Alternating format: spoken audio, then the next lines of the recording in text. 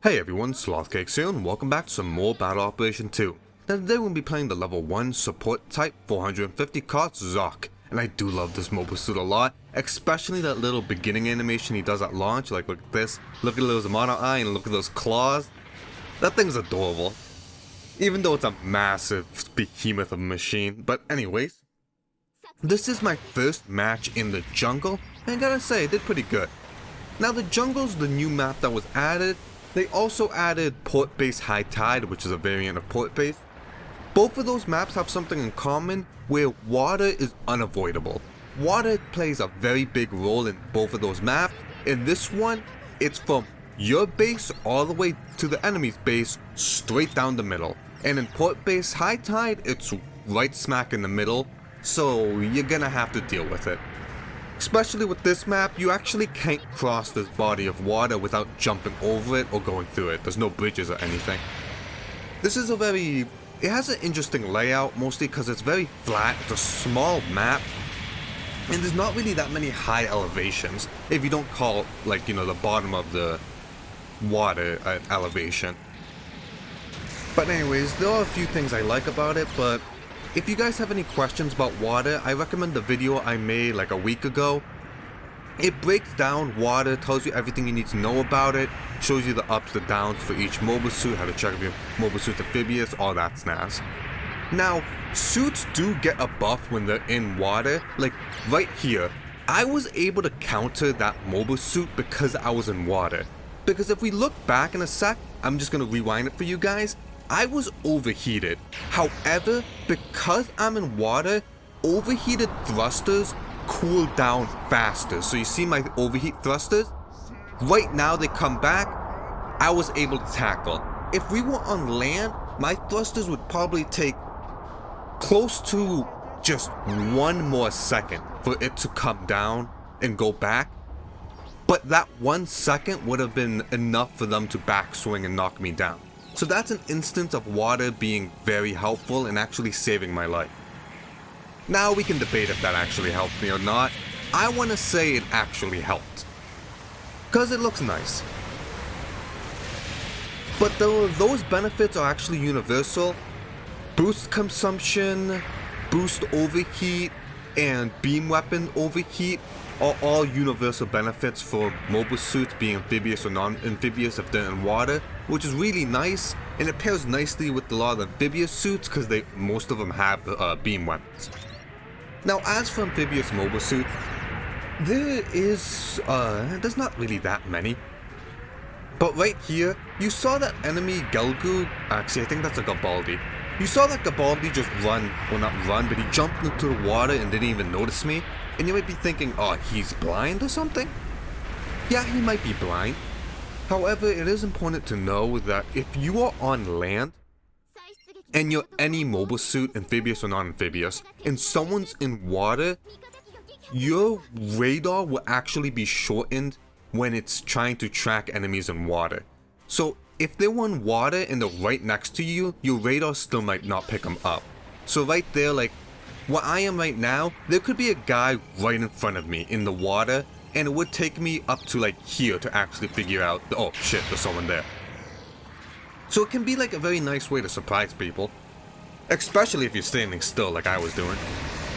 But for amphibious mobile suits, there's obviously the Zeon amphibious suits, you know, we all know them, the Zock, the Gog, all that snazz, the 8 guy. I don't really know all of them, and I'm pretty sure there's not really that many high cost mobile suits, well, amphibious mobile suits. I think they added a level 3 Zock, which would be 500 cost. Actually, I think. No, I think level 3 would be 550. So yeah, they have a level 3 550 Zock. But as for level 1 base unit high cost mobile suits, I think the Zock is the highest cost amphibious mobile suit. That being said, this is from this recording. I don't know if like by the time this video goes up they actually add another mobile suit. I highly suspect that the next mobile suit in the banner is gonna be amphibious, and most likely the next like few mobile suits in the next upcoming banners are gonna be amphibious, or we're gonna have like an event mission that gives us an amphibious mobile suit, just so you know we get more amphibious mobile suits. Because in general, 300 is like the good point for amphibious mobile suits. There's like a ton of them, you have a lot of variety, but it's once you get to the higher cost, it's just like Because once you get to a high cost like 450, I don't think there's, there's like the Zock E, which is you can get like a level 2 or level 3, which could be like 450, which is a raid type, but besides that, there's not that much choice. The general would be the high guard. If you want to play support, it will be the Zock. Well, no, it's the Zock. And if you want to play a raid, it's going to be the Zock E. Those are like the only high costs I can think of that actually go that high with like variant level. But anyways, I said in the beginning that, you know, the Zock actually has 2 different variations to him. And I'm not talking about variations like Mobile Suit V variations. They're more like reimaginations. And it's kind of interesting. So we got the OG Zock right here, the one everyone knows and loves. It's from the original anime, this guy that appears in 99% of things. We all know him. However, there's the other one, which is from Gundam Thunderbolt. It's a manga and it also has an OVA. It has not appeared in the OVA yet. I don't know if they're making more movies in the future. However, in Gundam Thunderbolt, a lot of the amphibious mobile suits got redesigned, and some of them actually look really nice. Some of them, like the 8 guy, is just the 8 guy with longer limbs, which takes a little bit to get used to. However, the Zock got a redesign, and the Zock got a massive change. It went from a big-ass mobile suit to a big-ass mobile armor. So I'm going to show you guys a picture of right here of what it looks like. Just to show you, like, comparing its size, its legs fit 8 guys inside of them. Like, it carries 8 guys around. So yeah, this thing is massive. I'm a fan of this design, I'm gonna be honest. I just like the dumbness of how big it is, and it still has the top half with the little claw arms, but that look it looks like T-Rex arms, because it looks like you can't really use it for anything. But besides that, the last one, and probably the most niche one, is the Zock in the PS2 video game, Journey to Jaburo. In that, the Zock looks really long in a way. I'm going to show you guys right here. He's just wider, like front to back, and it's a really weird looking thing. I like the design. It looks much more like mechanical than the original Zock, which is what they're probably like going for. However, I think it's just because this design just has that nostalgic feel to it that we're further going to see it. I'm pretty sure in Gundam Origins, actually I don't think this guy appears in Gundam Origins, so yeah, we're gonna be seeing this guy a lot. However, I do hope we get the Gundam Thunderbolt amphibious mobile suits, just because they are pretty different. Like if you look at the Gog, then the Thunderbolt Gog, they look different enough where you could give them a different move list and just count them as a different mobile suit, which would be really nice.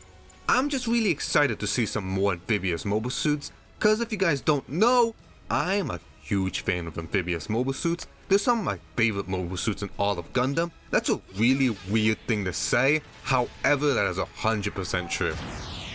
But the match is coming to an end. I think I did alright for my first game in the jungle. We didn't really go that far. Like, if you look at point E, we didn't go past point E. Mostly because I was kinda scared of getting obliterated, because not really used to this map, and being in a map you're not used to as a support is a double no-no, so next time we'll be a lot more aggressive. But if you look at our score, we got 2 very important things as a support, and that's number 1 in damage and number 1 in assists. And those are the 2 things I'm always shooting for as a support, cause you know, it's in the name, you're gonna support as a support.